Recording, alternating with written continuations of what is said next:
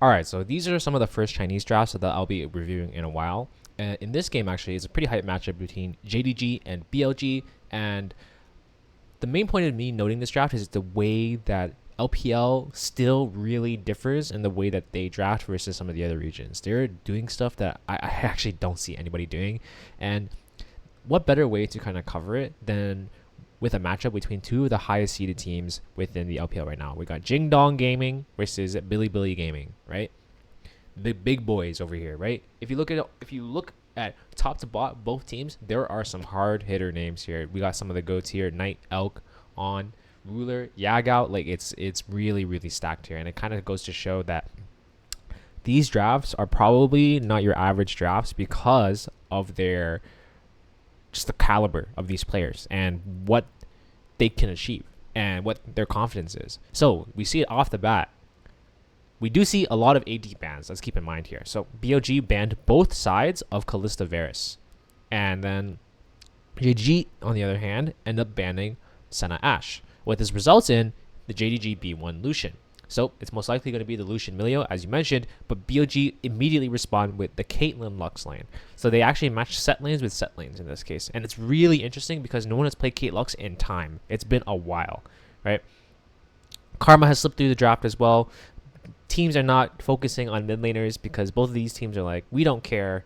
The mid lane pool is whatever, right? So the idea of this is that Caitlyn is traditionally a Lucian counter. She is just not very strong in the meta right now. And the reason for this is that she just has a 150 range delta over Lucian, and she can just completely choke him out and shut him out of lane.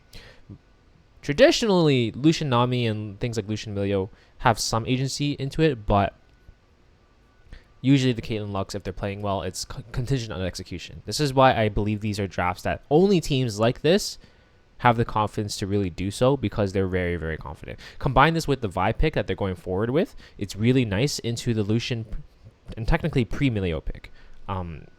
Because when we see Vi R2, this Milio is technically not here, but you basically know it's going to be Milio or Nami, right? JDG attempt to respond with the Xin Zhao as basically their best matchup possible, and the draft kind of trickles down from there.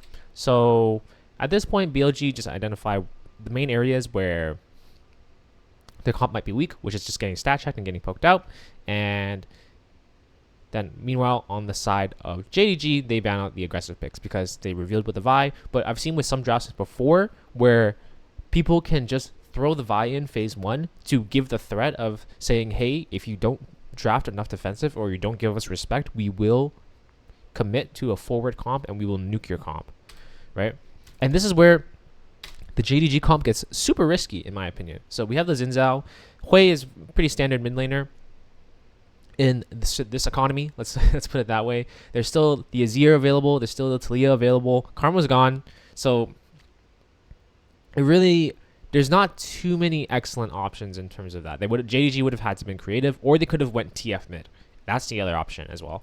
I think I'm seeing some Tristana as well, but overall, that's basically what you're working with. So there's not much flexibility there. So it's forced to just be any of them, which is Hui. And then TF top is the interesting one. So this is a nice pinch from BLG because when they go K'Sante on 4, you're encouraging certain matchups, right?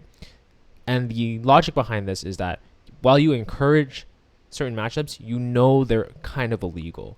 And what I mean by that is that you can draft around knowing that what options go up and go down in viability and what responses are available depending on what's banned and what's picked, right? This is a case where you're like, K'Sante R4, cool, what options are available? Okay, we can go for some of the ADC routes, we can go for the hard scaling, kind of really greed it.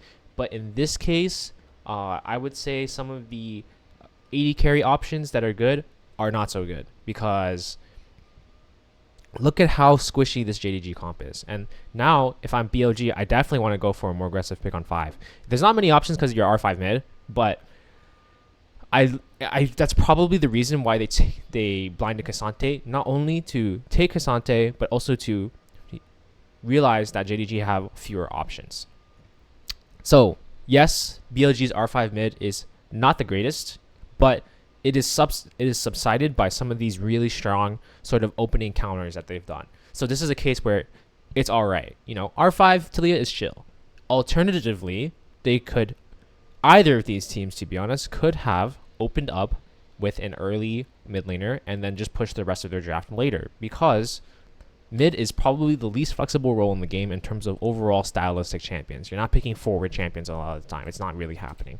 And then unless it's very well known that Caitlyn Lux from BLG is something that's being picked in scrims and they will ban it phase 2, then I would understand why they would pick it phase 1, and that's probably why the draft played the way it did.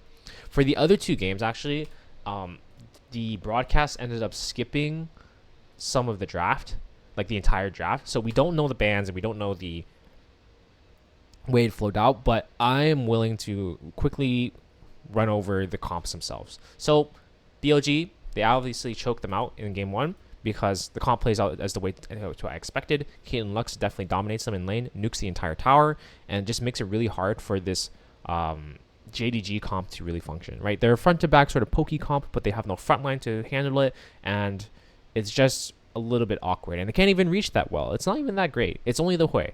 So game 2, it's kind of the same matchup, honestly. I assume Ilio was banned because they switched to Nami, and the overall lane dynamic is going to be similar.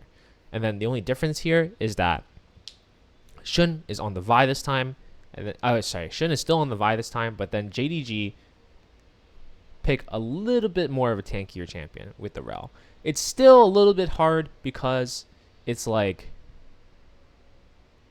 only one frontliner, but I would say Rell does a better job than Xin Zhao would. So they're trying a different matchup. The draft is overall very similar if you take a look at it.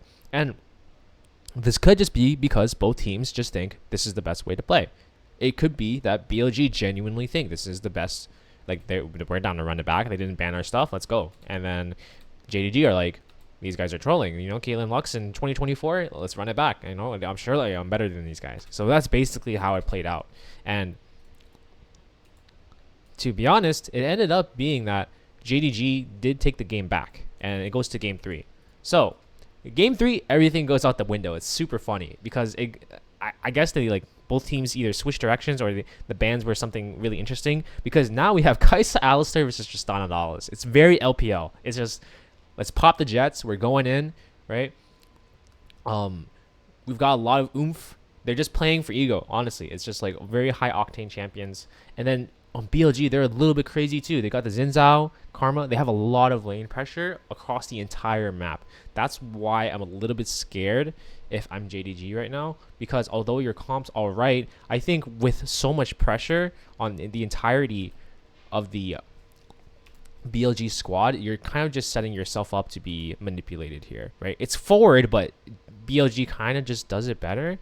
But I guess it was more like the fact that obviously the logic doesn't equate to the result. So I think the idea here is that it's more about execution with comps like this anyway. I would not be too pressed. It's similar to the way T1 drafted in Worlds 2023.